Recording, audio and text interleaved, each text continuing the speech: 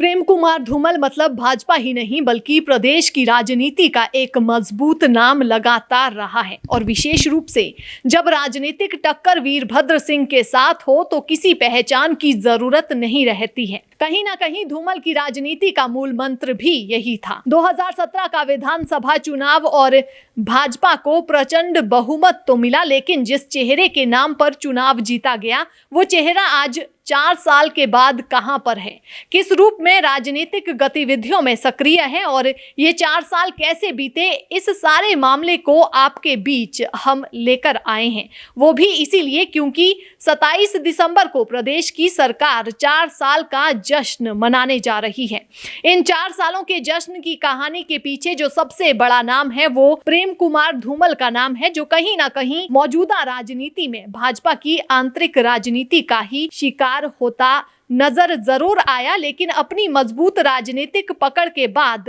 विरोधी उनका कोई बड़ा नुकसान नहीं कर पाए और ना ही ग्रुप को तोड़ पाने में सफलता मिली। 2017 में अपना विधानसभा का चुनाव हार गए, लेकिन उनके नाम पर प्रदेश में प्रचंड बहुमत भाजपा को मिला। भाजपा को प्रचंड बहुमत तो मिला, लेकिन जो भाजपाई 2017 में भाजपा की जीत के लिए दिन रात काम करते रहे वे सभी धूमल की हार के बाद कहीं ना कहीं धूमिल हो गए। धूमल की हार के बाद पूर्व मुख्यमंत्री शांता कुमार ने एक बयान दिया था जिसमें उन्होंने उस समय संभावनाएं तलाशने की कोशिश की थी कि प्रेम कुमार धूमल को किस तरह से मुख्यमंत्री बनाया जाए। और उस कड़ी में नाचन से विधायक विनोद कुमार, सरकाघाट से विधायक कर्नल इंदर सिंह और मुख्यमंत्री पद के मौजूदा दावेदार और मंत्री वीरेंद्र कंवर ने इस बात की घोषणा भी कर दी थी कि अगर भाजपा प्रेम कुमार धूमल को मुख्यमंत्री बनाती है तो वे अपनी सीटों को छोड़ने के लिए तैयार हैं। लेकिन यहाँ पर हैरानी इस बात की भी थी कि हमीरपुर सदर से भाजपा के विधायक नरेंद्र ठाकुर ने इस तरह की कोई घोषणा नहीं की। हालांकि हमीरपुर विधानसभा को छोड़कर ही धूमल सुजानपुर गए थे, लेकिन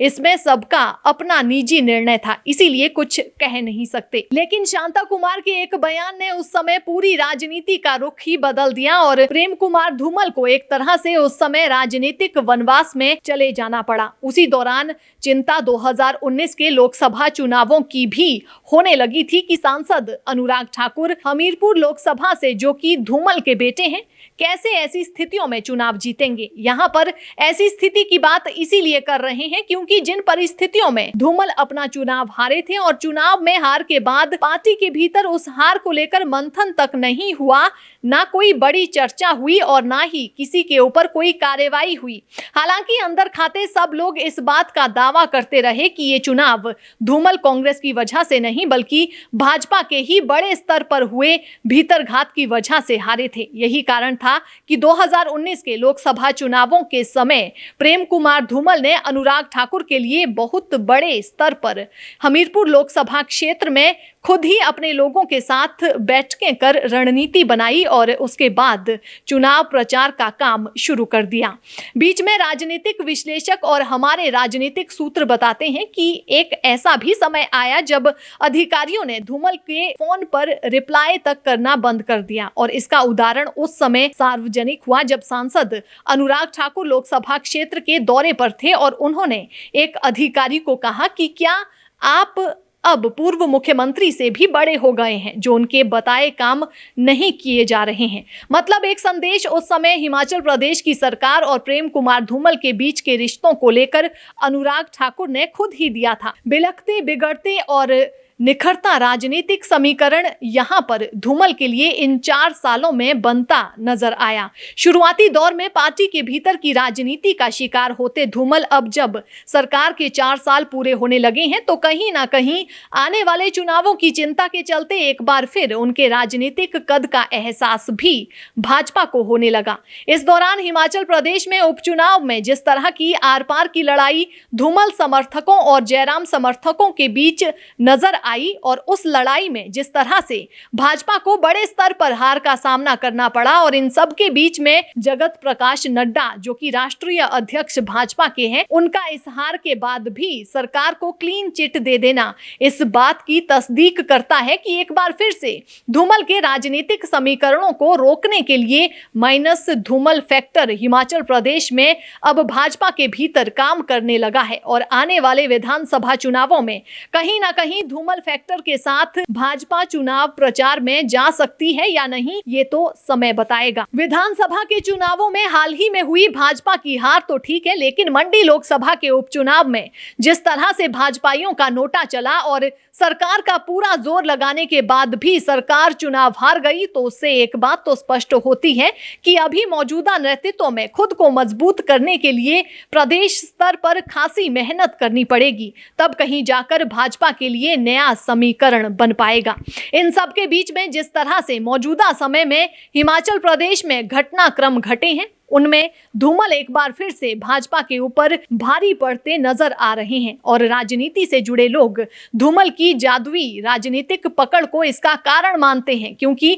प्रधानमंत्री नरेंद्र मोदी तक को कहीं ना कहीं इस बात का ज्ञान तो है ही कि हिमाचल प्रदेश में धूमल फैक्टर के साथ भाजपा आने वाला विधानसभा चुनाव जीत पाएगी। ये कहना आसान नहीं होगा। नेताओं में अगर धूमल समर्थक की बात करें तो हाल ही में प्रदेश में चल रहा खेल महाकुंभ ही इस बात को स्पष्ट करता है कि धूमल के साथ जुड़े लोग अगर कुछ नामों को छोड़ दें तो आज भी खड़े नजर आ रहे हैं। खेल महाकुंभ सरकार के मंत्री वीरेंद्र कंवर लगातार सक्रिय है। सुखराम चौधरी ने भी अपनी उपस्थिति खेल महाकुंभ में दर्ज करवाई है। सरवीण चौधरी ने भी कार्यक्रमों का हिस्सा बनकर खेल महाकुंभ की शान बढ़ाई। वहीं पूर्व मंत्री ठाकुर रविंदर सिंह रवि भी लगातार खेल महाकुंभ को लेकर सक्रिय नजर आ रहे हैं और खेल महाकुंभ एक ऐसा कार्यक्रम सांसद व केंद्रीय मंत्री अनुराग ठाकुर का हिमाचल प्रदेश में है जिसकी एक अलग पहचान राष्ट्रीय स्तर पर है और प्रधानमंत्री नरेंद्र मोदी तक उनके इस कार्यक्रम की तारीफ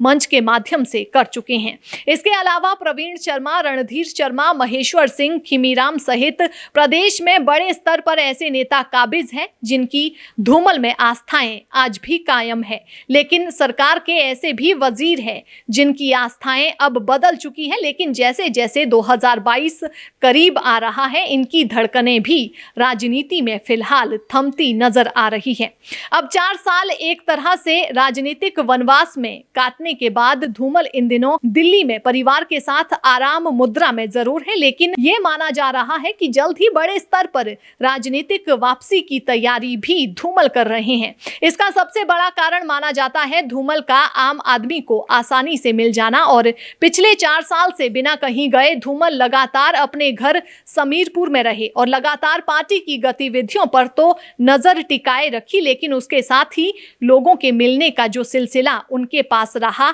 वो उन्हें कहीं ना कहीं और अधिक मजबूत भाजपा में कर गया। यही कारण है कि धूमल की वापसी का डर सरकार को हार के बाद भी क्लीन चिट दिलवा गया और अब देखना यह होगा कि 4 साल के वनवास के बाद अब जब 5वां साल मतलब चुनावी साल हिमाचल प्रदेश में चलेगा और भाजपा बनाम भाजपा के जो 2 गुट प्रदेश में इस समय काम कर रहे हैं वे आपस की लड़ाई में कहां तक चुनावी समझौते कर पाएंगे। हालांकि अगर हम मुख्यमंत्री जयराम ठाकुर की बात करें तो हिमाचल प्रदेश में किसी भी बड़े कार्यक्रम या चुनावों से पहले वे समय समय पर प्रेम कुमार धूमल के पास समीरपुर भी जाते रहे हैं और उनसे न सिर्फ प्रदेश में जीत का आशीर्वाद लिया बल्कि इसके साथ उन्होंने धूमल के मार्गदर्शन की बात भी बार बार कही है और उपचुनाव में भी स्टार प्रचारक के रूप में चलने का आग्रह किया था। मतलब एक समन्वय जरूर बनाने का प्रयास जयराम ठाकुर करते रहे हैं, लेकिन अब देखना यह है कि धूमल जो राजनीतिक गणित में माहिर है क्या समीकरण भाजपा के लिए बनाते हैं और माइनस धूमल फैक्टर भाजपा में कितना सफल होगा या धूमल की चुनावी भूमिका में हाईकमान उन्हें कहां रखता है और क्या धूमल अपने आप को उस भूमिका में सहज महसूस करेंगे या नहीं, या फिर सुजानपुर तक ही सीमित रहेंगे, ये आने वाले समय में देखना होगा।